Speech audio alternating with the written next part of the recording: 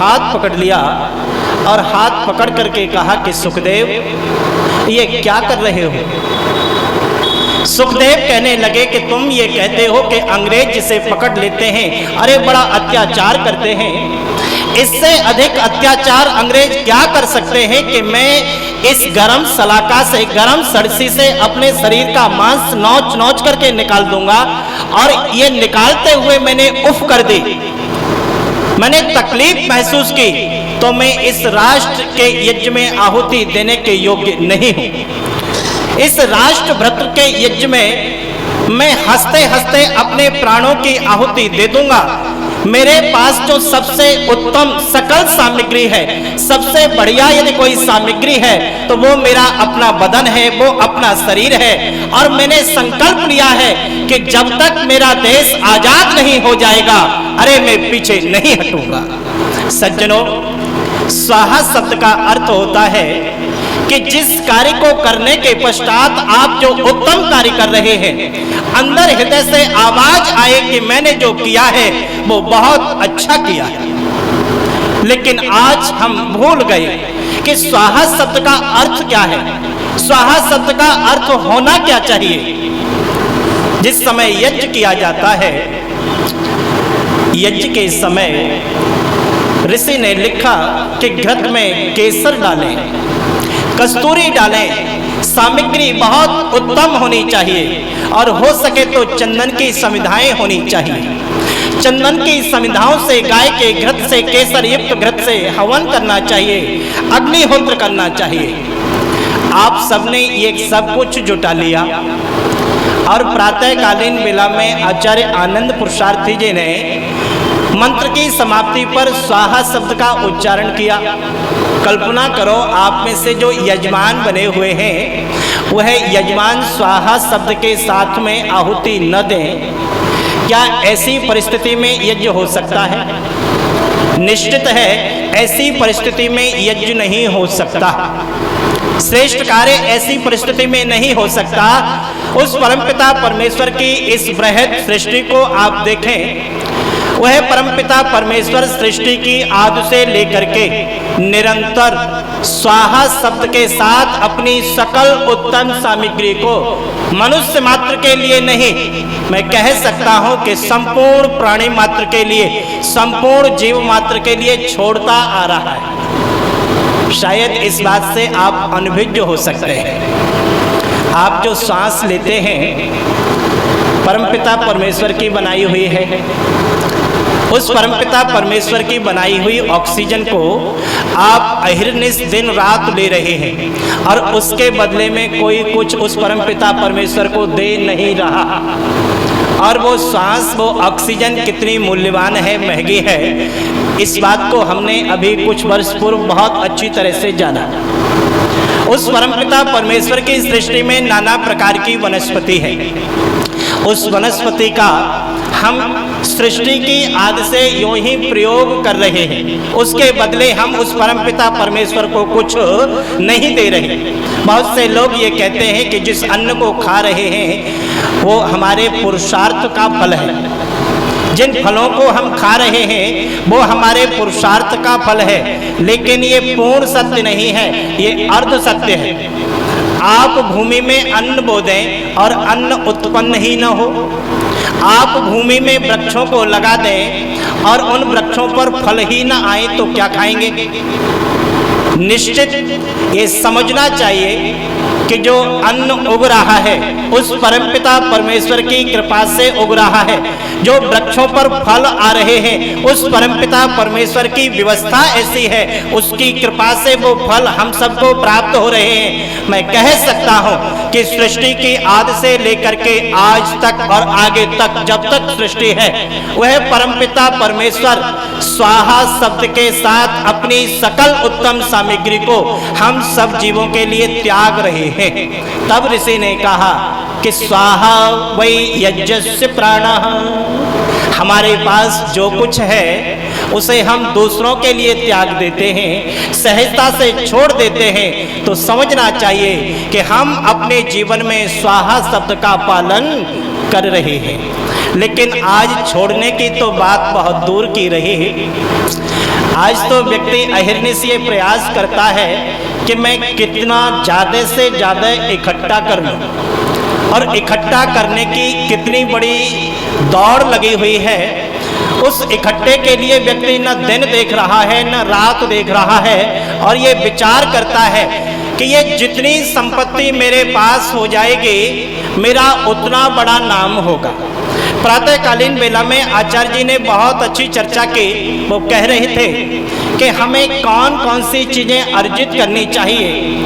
उन्होंने एक बात उसमें कही कि हमें लंबी आयु भी अर्जित करनी चाहिए, लंबी आयु प्राप्त करनी चाहिए। और वेद में तो ये कहा कि जीवेम सरदा सतम, न्यून से न्यून, कम से कम हमें 100 वर्ष की आयु तो प्राप्त करनी ही, 100 वर्ष से पूर्व नहीं जाना चाहिए। लेकिन जहाँ ये कहा गया है कि जीवेम सरदा सतम, वहाँ एक पद और आया है। प्रथम पद है पश्येम सरदा सतम। हम 100 वर्ष की आयु की तो कामना करें, लेकिन ये देखें कि हमारा जीवन कैसा है। यदि हमारा जीवन उत्तम है, हम ठीक मार्ग पर चल रहे हैं, तो 100 नहीं 100 वर्ष से अधिक आयु की भी कामना करने का अधिकार हम सबको है। और यदि हमारा जीवन उत्तम नहीं है, अच्छा नहीं है, तो हमें बहुत लंबी आयु की कामना नहीं करनी चाहिए। मुझे स्मरण आ रहा है, एक बहुत अच्छा वेदों का विद्वान ब्राह्मण, एक ऐसा समय आया कि निर्धन हो गया, गरीब हो गया। मन में विचार करने लगा कि शास्त्रों में ये कहा गया है कि निर्धन होकर के अपनों के मध्य में जीना या मृत्यु को प्राप्त कर लेना, दोनों में कोई अंतर नहीं है। क्यों न कहीं चल करके कोई जीविका अर्जन करनी चाहिए। इस उत्तम विचार से वह वेदों का विद्वान ब्राह्मण अपनी नगरी को छोड़ करके एक दूसरी नगरी में, एक दूसरे गांव में चला गया।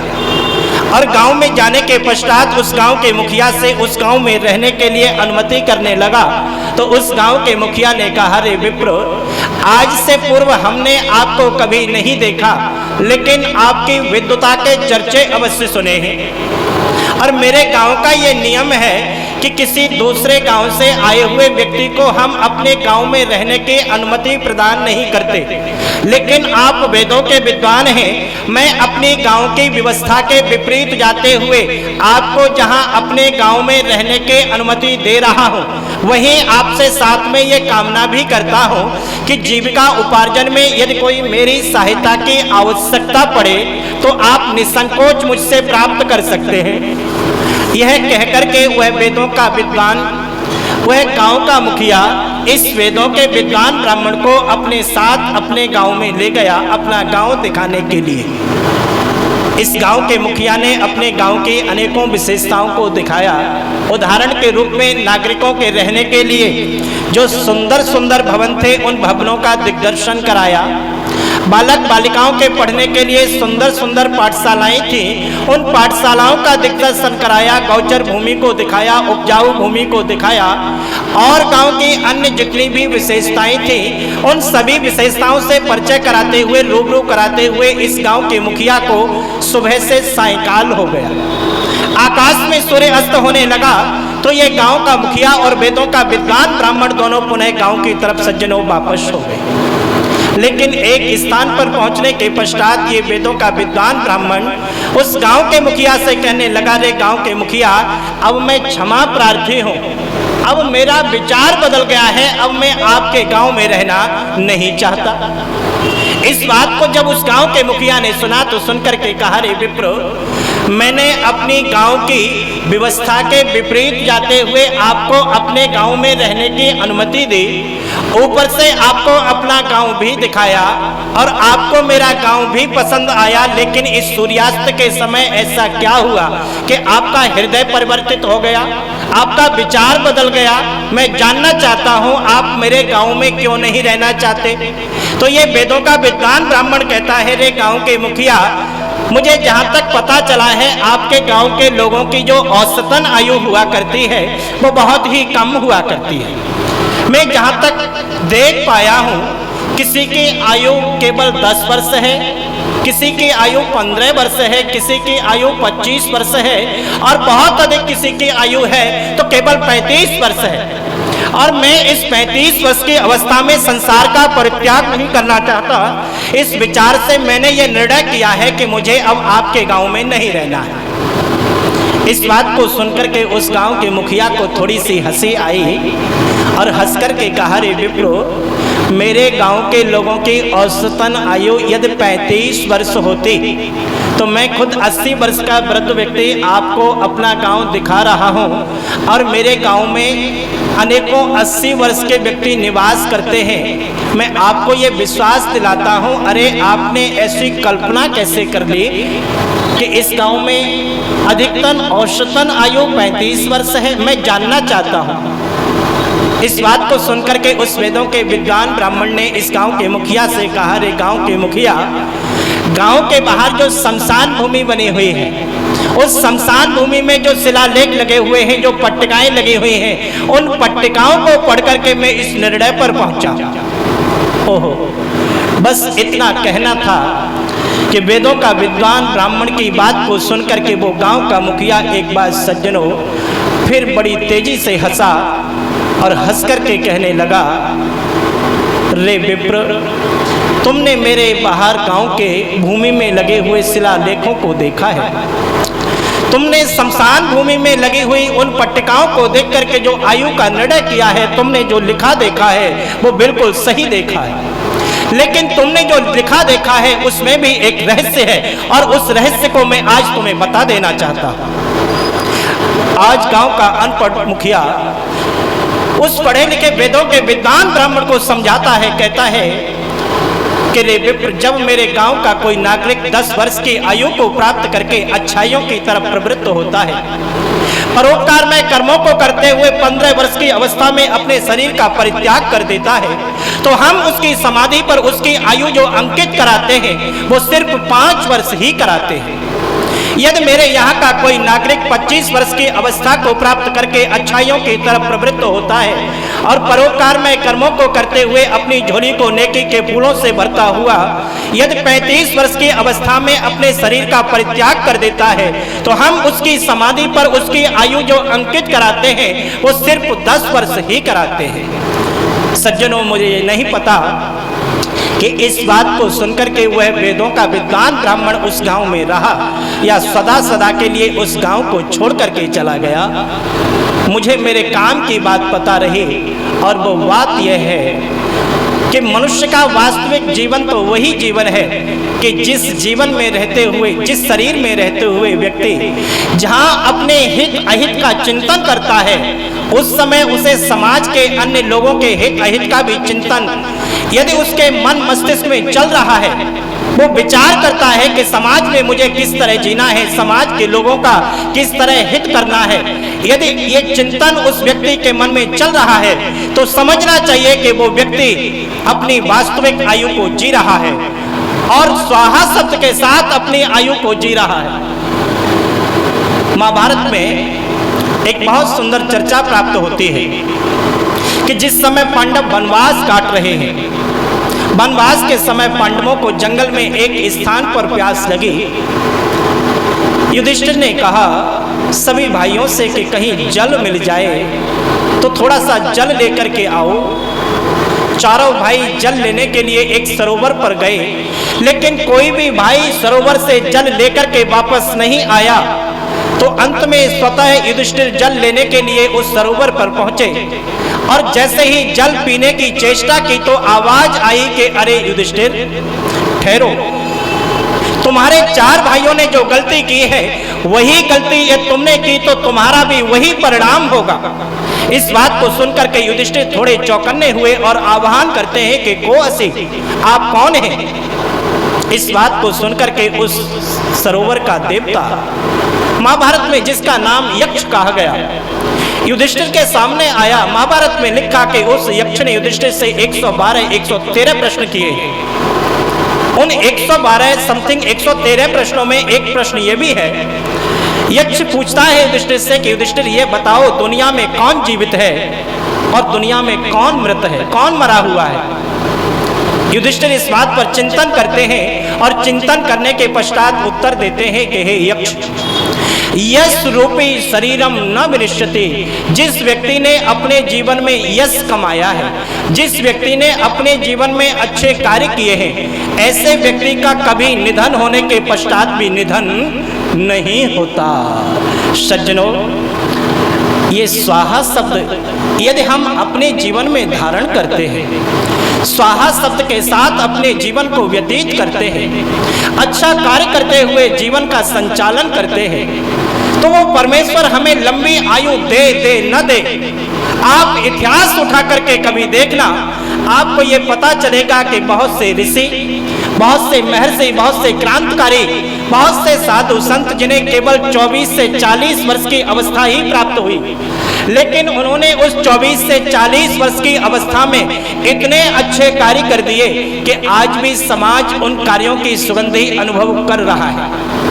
यदि हम इतने अच्छे कार्य अपने जीवन में करते हैं या इतने अच्छे कार्य करने का संकल्प लेते हैं, इतने अच्छे कार्य करते हुए जीवन व्यतीत करते हैं, तो मैं कह सकता हूँ कि निश्चित ही हमने स्वाहा शब्द को अपने जीवन में धारण किया है। तब ऋषि कहता है कि ए विद्वानो, स्वाहा वै यज्ञस्य आत्मा। जितना भी अच्छा कार्य है वह सभी स्वाहा शब्द के अंतर्गत आता है, और ये स्वाहा शब्द सदैव जीवित रहना चाहिए। किसी भी परिस्थिति में स्वाहा शब्द मृत नहीं होना चाहिए, मरना नहीं चाहिए। दूसरा प्रश्न ऋषि ने किया, ऐ विद्वानो, ये बताओ इस यज्ञ का प्राण क्या है? किम स्वित यज्ञस्य प्राणः? स्वतः उत्तर दिया कि स्वाहा शब्द के पश्चात हम बार बार ये ध्वनि सुनाई देती है, पड़ती है, इदन्न ममः, इदन्न ममः। अरे ये इदन्न मम की भावना ही यज्ञ का प्राण है। आर्य समाज कोसी कला का ये वार्षिक उत्सव चल रहा है, और उत्सवों में धन की आवश्यकता तो रहती ही है। कोई भी कार्य बिना धन के आप कर नहीं सकते, और धन लेने के लिए किसी के पास जाओ, मैंने देखा है बहुत से सेठ धन देने के लिए तैयार रहते हैं, लेकिन उनकी शर्त ये रहती है कि होशंगाबाद से जो आचार्य श्री आनंद पुरुषार्थी जी आए हुए हैं, उनके कान में ये कह देना कि ये 1.25 लाख की राशि अमुक सेठ जी ने दी है। यदि आप ये कह देते हो और वो माइक पर इस बात को बोलते हैं, तो मुझे धन देने में कोई परेशानी नहीं है। और आर्य समाज का कार्यकर्ता यदि ये कह दे, जो लेने गया है, कि उनका तो स्वभाव ऐसा है कि वो इस तरह बोलेंगे ही नहीं, तो कई बार हमने देखा कि हमें खाली हाथ आना पड़ता है। अरे इदन्नमम, इस संसार में जो कुछ है वो मेरा नहीं है, वो दूसरों का दिया हुआ है। कोई ये दावा नहीं कर सकता कि ये मेरा है। आप में से कोई ये कहे कि ये वस्त्र मेरे हैं, कोई नहीं कह सकता है। कोई ये कहे कि ये गाड़ी घोड़ा बंगला ये मेरा है, कोई नहीं कह सकता है। अरे ये शरीर जिसे आप लेकर के बैठे हैं, वो शरीर भी आपका नहीं है, लेकिन हम सब इस गफलत में रहते हैं कि ये मेरा है और ये तेरा है। मेरा है वह तो मेरा है ही, जो तेरा है वह भी मेरा है। इसलिए आजकल एक कहावत चल पड़ी कि राम नाम जपना और पराया माल अपना। सिकंदर ने दुनिया को लूटा, और इस ख्याल से लूटा, इस विचार से लूटा कि इस दुनिया के वैभव को मैं अपने साथ ले जाऊंगा। और अंतिम समय में सिकंदर इस दुनिया का परित्याग करके जाने लगा, तो उसने अपने वजीरों से, मंत्रियों से कहा कि मंत्रियों, मैंने दुनिया से बहुत संपत्ति लूटी, एकत्रित की, वह संपत्ति मेरे साथ कैसे जा सकती है? वजीरों ने कहा कि बादशाह, आज तक ये लौकिक संपत्ति किसी के साथ नहीं गई। इस बात को सुनकर के कहते हैं इतिहासकार के सिकंदर को बड़ा दुख हुआ, और सिकंदर ने अपने वजीरों से और मंत्रियों से कहा कि जिस समय मेरी अर्थी निकाली जाए, तो तो मेरे दोनों हाथ कफन से बाहर कर देना, जिससे दुनिया के लोग ये समझ सके कि सिकंदर ने बहुत सा खजाना एकत्रित किया, लेकिन अंतिम समय में कुछ भी अपने साथ नहीं ले जा सका। इसलिए किसी उर्दू के शायर ने कहा था कि बादशाह वसर कभी हम दुनिया के वाली थे, सिकंदर जब गया दुनिया से दोनों हाथ खाली थे। लेकिन यह भी अर्ध सत्य है।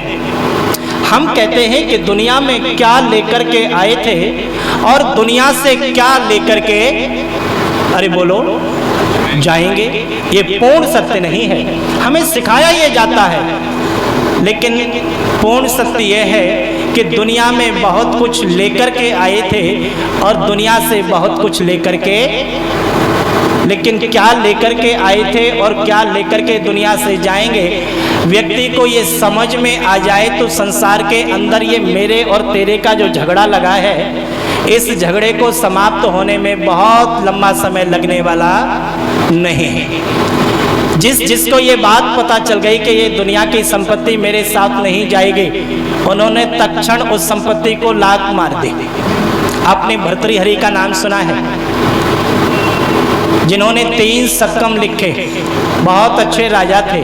लेकिन जब ये पता चल गया कि ये दुनिया केवल एक भूल भुलैया है, ये दुनिया एक दलदल है और मैं जिस कार्य को कर रहा हूँ, मैंने उस कार्य को करने के लिए, इस जीवात्मा ने केवल उस कार्य को करने के लिए इस शरीर को धारण नहीं किया। अरे जीवात्मा ने जिस उद्देश्य के लिए शरीर को धारण किया है, वह उद्देश्य तो अभी कोसों दूर है।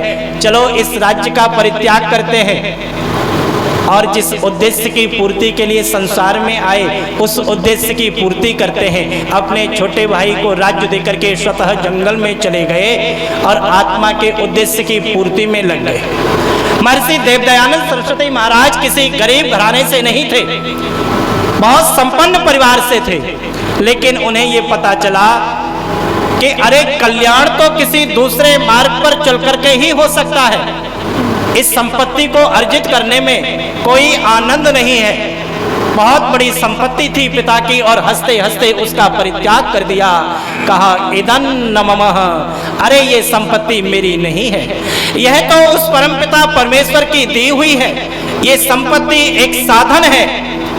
अरे साध्य तो कोई और है, और जो साध्य है उस साध्य तक यदि हम नहीं पहुंचे, इस संपत्ति को प्राप्त करके ही हम प्रसन्न हो गए, खुश हो गए, तो हमसे बड़ा कोई नादान व्यक्ति इस दुनिया में नहीं है। सज्जनों, आज किसी से आप ये पूछना कि ये बंगला आपका है, अंदर से कई बार आवाज आती है, आत्मा ये कह देती है कि ये अपना नहीं है। जोश में आकर के व्यक्ति भी कहता है। मैंने कई लोगों से पूछा, एक जगह में गया कथा करने के लिए, मैंने पूछा श्रीमान जी क्या ये बंगला आपका है? बड़े जोश में अंदर से शायद आत्मा की आवाज होगी, कहने लगे कि आचार्य जी ये मेरा नहीं है, ये तो आपका ही है। गाड़ी खड़ी थी बहुत सुंदर सी, मैंने पूछा कि क्या ये गाड़ी आपकी है? कहने लगे आचार्य जी ये गाड़ी भी मेरी नहीं है, ये भी आपकी ही है। उनके यहाँ बहुत अच्छा घर में पुस्तकालय था। मैंने पूछा क्या आप ही स्वाध्याय करते हैं, ये पुस्तकें आपकी ही होंगी? कहने लगे बस आचार्य जी ये भी सब आपका ही है। इतने में बच्चे आ गए। मैंने पूछा कि ये तो बच्चे आपके ही होंगे? बोले नहीं आचार्य जी ये भी आपके ही हैं। आत्मा तो कहती है कि इस दुनिया में कुछ भी अपना नहीं है, फिर भी व्यक्ति धक्के लगाने में लगा हुआ है कि जो मेरा है वो तो मेरा है ही, जो तेरा है वो भी किसी तरह से मेरा हो जाए। ध्यान रखना, यदि वो संपत्ति हमने नहीं कमाई जो वास्तविक मेरी है, तो जीवात्मा ने जिस उद्देश्य को लेकर के शरीर धारण किया है, वो उद्देश्य यदि पूर्ण नहीं हुआ तो हमें यूं ही जन्म और मृत्यु का चक्कर लगाना पड़ेगा। इसलिए ऋषि ने कहा कि इदन्न मुंबई यज्ञस्य प्राणः, अरे जितना कार्य संसार में अच्छा श्रेष्ठ कार्य हो रहा है वह इदन्नमम की भावना से होना चाहिए। जो भी आप प्रातः काल से सायंकाल तक करते हैं उसमें ये भावना होनी चाहिए कि वह कार्य तो परमपिता परमेश्वर ने मुझसे कराया है। जो कुछ मेरे पास है वह परमपिता परमेश्वर का दिया हुआ है, वह मेरा नहीं है। ऋषि तीसरे प्रश्न का उत्तर देते हुए कहते हैं कि ए विद्वानों, ये बताओ इस यज्ञ का सार क्या है। तो कहा कि सुरभिर्वै यज्ञस्य सारः, सुरभि कहते हैं सुगंधि को, कि आप जो भी कार्य करें वो इतनी अच्छी तरह से करें कि उस कार्य की चार लोग प्रशंसा करें।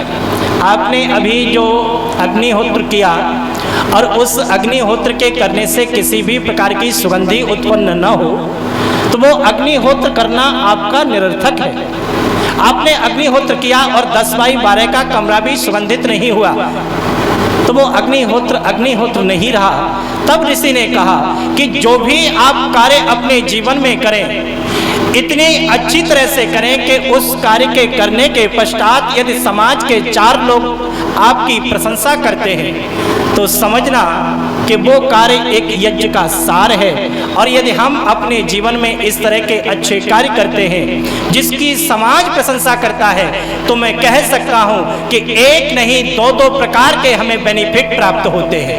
महर्षि देवदयानंद सरस्वती महाराज ने सत्यार्थ प्रकाश में लिखा कि यन्यस्माकं सुचरितानि तानि तवयो उपास्यानि नोतराणि, कि जैसा जैसा आचरण समाज के बड़े लोग करते हैं उनके आचरण को समाज देखता है, छोटे लोग देखते हैं।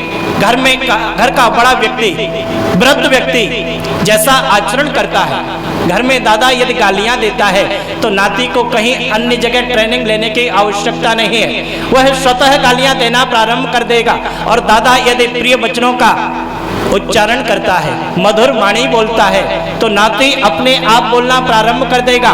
इसलिए ऋषि ने कहा कि हर बड़े व्यक्ति को अपना आचरण उत्तम रखना चाहिए। यदि आप अपना आचरण उत्तम रखते हो तो आप अपना कल्याण तो करते ही हो, आपके आचरण को देख करके समाज भी आपसे लाभान्वित होता है और आपके बताए हुए नक्शे कदम पर चलने लगता है। यदि आपको मेरी बात सही न लगे, हमने कितना सुना कितना पढ़ा, उसका प्रैक्टिकल न हो तो मैं मानता हूं कि बात निरर्थक है। समय मुझे यहीं रुकने की अनुमति दे रहा है। मैं आपसे निवेदन करूंगा कि एक बार आप सभी सीधे बैठेंगे और सीधे बैठने के पश्चात आप अपनी इन दोनों हथेलियों को मिलाएंगे। आगे से पीछे तक जो भी सज्जन बैठे हैं दोनों हथेलियों को मिलाएं और तेजी से रगड़ें, इतनी तेजी से रगड़ें कि आपकी दोनों हथेलियां गर्म हो जाएं। और जब आपकी दोनों हथेलियां गर्म हो जाएं तो इन दोनों हथेलियों को आप अपने कानों पर लगाएंगे।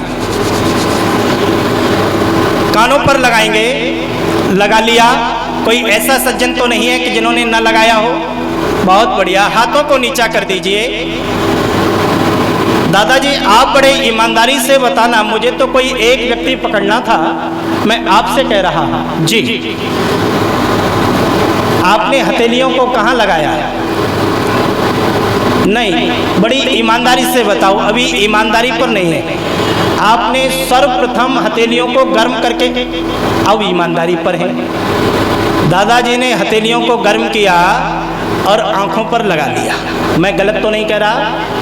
क्यों लगाया? बहुत अच्छा उत्तर भी है।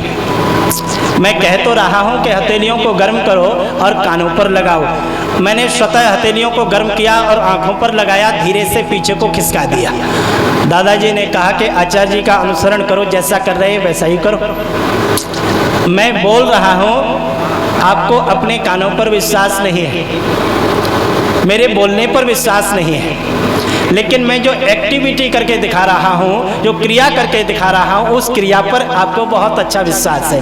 तब ऋषि ने कहा कि ऐ दुनिया के लोगों, समाज का बड़ा व्यक्ति जैसा जैसा कार्य करता है, जैसा जैसा व्यवहार करता है, समाज उस व्यवहार को देखता है और जो का त्यों अपने जीवन में धारण कर लेता है। मैं परमपिता परमेश्वर से कामना करता हूँ कि वह परमपिता परमेश्वर हम सबको ऐसी मेधा रितंबरा प्रज्ञा बुद्धि दे कि हम सब अपने जीवन में इस यज्ञ के तीनों अंगों को धारण करते हुए इस संसार में सूर्य और चंद्रमा की तरह चमकें। आप सबने तत्व चित्त होकर के मुझे सुना। आप सबका हृदय की गहराइयों से बहुत बहुत धन्यवाद। ओम सत।